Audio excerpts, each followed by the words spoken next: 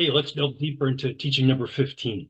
Have you noticed that the throne room of God seems to be set up in concentric circles? I mean, the outer circle is full of angels. Next circle is the 24 elders and their thrones. Closer still to the cherubim. And then there's this huge crowd from every race and language and nation and tongue. God's redeemed. And finally, the inner circle, they're the martyrs, the saints under the altar, the ones who are closest to the throne. Now, if you recall, all those redeemed, they have white robes. The two innermost circles are serving God day and night.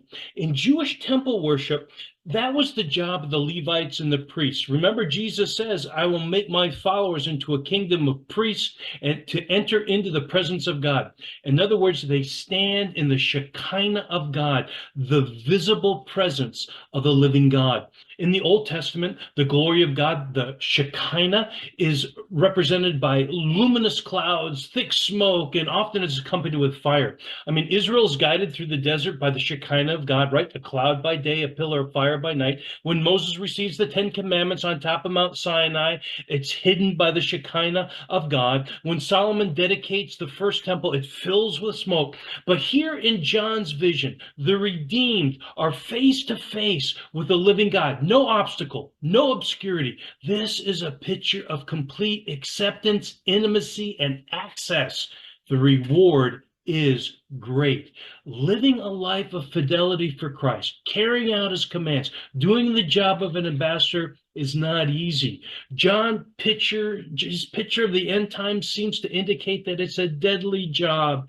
It always is costly to stand for Christ in a world that hates him and consequently will hate you. Not only is your reward to stand in that inner circle of God's presence, but what we read in verses 16 and 17 are a fulfillment of Isaiah's prophecy, where he says, I tell the prisoners, come on out. You're free. And those huddled in fear, it's all right. It's safe now. There'll be food stands along the roads, picnics on the hill. Nobody thirsty, nobody hungry, shade from the sun, shelter from the wind, for the compassionate one guides them and takes them to the best streams and springs. Isaiah 49, 9 through 10.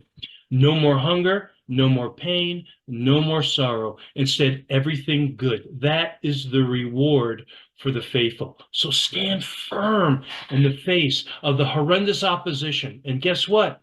If you stand firm, stand you will.